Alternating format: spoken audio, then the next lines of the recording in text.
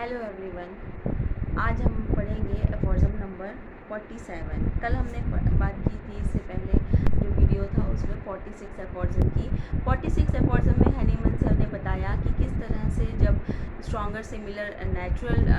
Nature में जब disease आती है, ठीक है, सिमिलर डिजीज़ स्ट्रॉन्गर डिजीज़, तो वो जो पहले से जो डिजीज़ होती है उसको किस तरह से क्योर करती है, ऐसा हमने नेचर में देखा। तो उसके बहुत सारे एग्जांपल्स कल हमने देखे, जैसे कि मीज़ल्स में और काउ पॉक्स में, और जो है क्या बोलते हैं उसमें, measles, cow pox and 3 example हमने देखे थे। और आपका एक देखा था स्मॉल पॉक्स का। इस तरह से हमने सारे एग्जांपल्स, इनकी जितनी डिजीज़, मतलब जितने फॉर्म इनमें हो पाते हैं, मतलब बहुत सारे सिम्टम्स हैं इनमें जो ये कवर करते थे, और जब नेचर में आते हैं तो क्योर किए थे इन्होंने। तो सारे एग्जांपल्स हमने देखे। इसके बाद 47 में हनीमन सर क्या बताना चाह रहे हैं, आगे हम पढ़ते हैं। Nothing could teach the physician in a plainer and more convincing manner than the above which kind of artificial morbific agent any medicine he ought to choose in order to cure in a sure, rapid and permanent manner comfortably with the process that take place in nature। यहाँ पर कह रहे हैं, Hahnemann sir बता रहे हैं कि कह रहे हैं कि किसी भी फिजिशियन को इससे ज़्यादा और सरल तरीके से, आसान तरीके से, है ना, कन्विंस नहीं किया जा सकता, बताया नहीं जा सकता है कि क्या और कि जो है हम किस तरह की मेडिसिन का चयन करें, है ना, किस तरह की हम आर्टिफिशियल जो है डिजीज़ के अंदर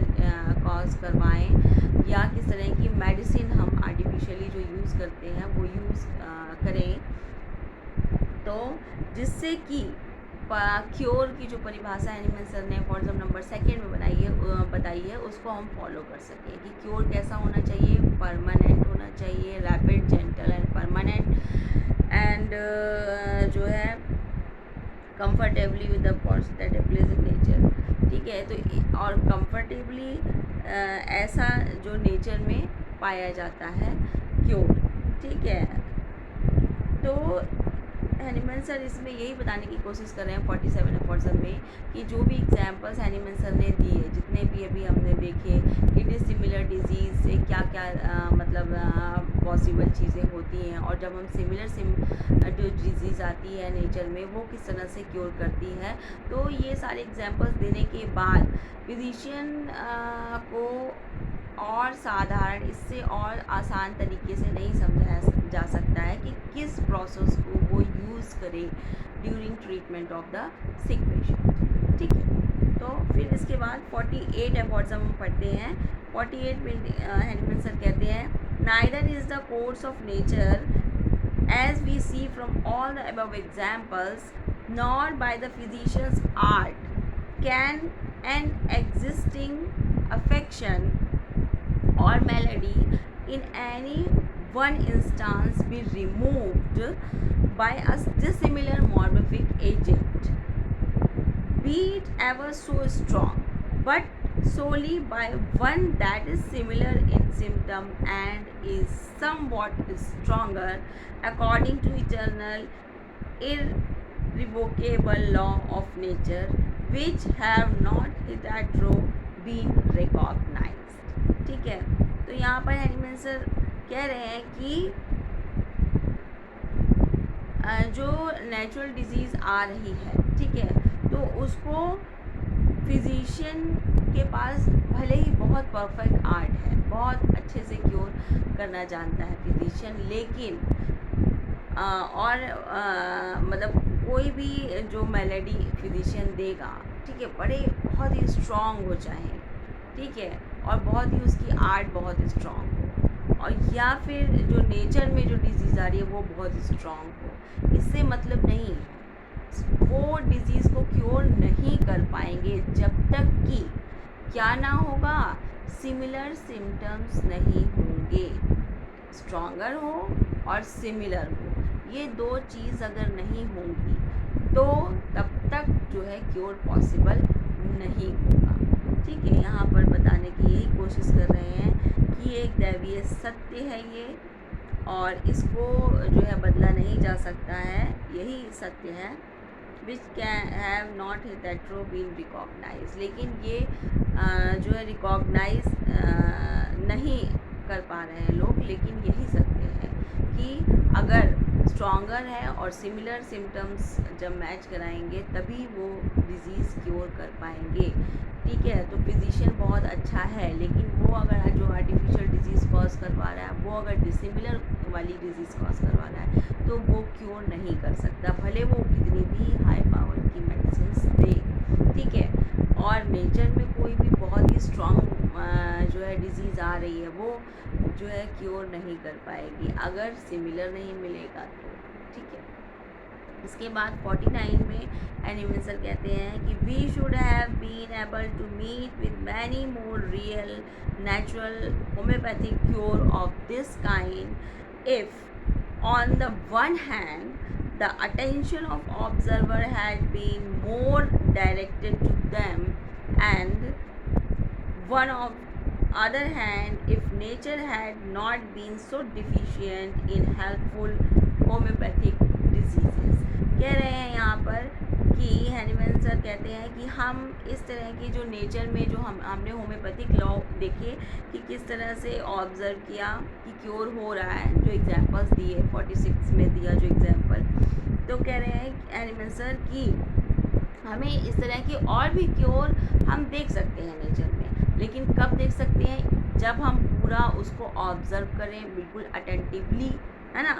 तब देख पाएंगे, अटेंशन पूरा देंगे तब, और जब हमारे पास इस तरह की जो सिमिलर नेचुरल डिजीज़ है उसकी डिफिशिएंसी ना हो, कमी ना हो। क्यों? क्योंकि होता क्या है, अगर हम इसके भरोसे बैठ जाएंगे कि नेचुरल डिज़ीज़ आके किसी डिज़ीज़ को क्योर करेगी, तो पता नहीं वो डिज़ीज़ कब आएगी,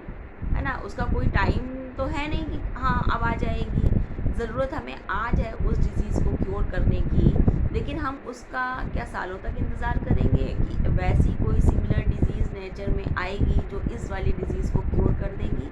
ठीक है, और ज़रूरी नहीं है कि वो जो है एक यही सिम्टम लेके आएगी, लेकिन अपने और भी बहुत सारे सिम्टम लेके आएगी। ठीक है,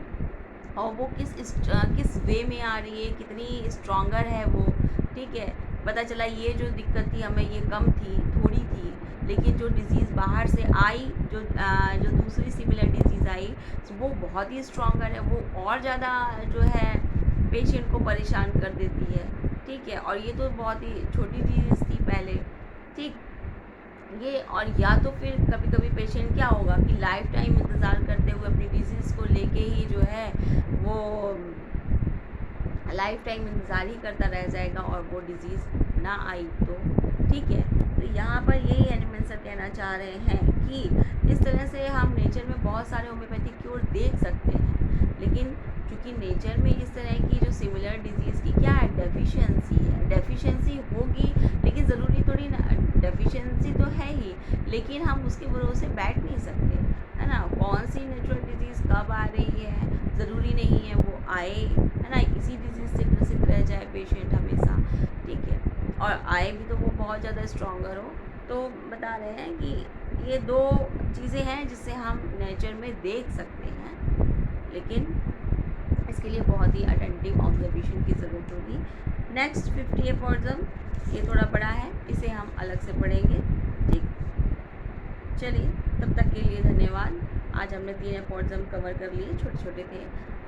47, 48 एंड 49। 50 पर देखते हैं, 50 पर आगे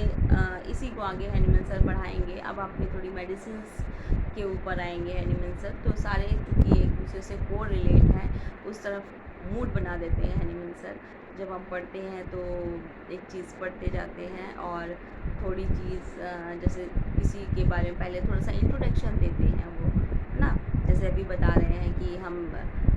नेचर डिजीज़ में नेचुरल वे में हम इस तरह से ऑब्ज़र्व कर सकते हैं, लेकिन आगे उसके हम पढ़ेंगे कि किस तरह से ऑब्ज़र्व कर सकते हैं और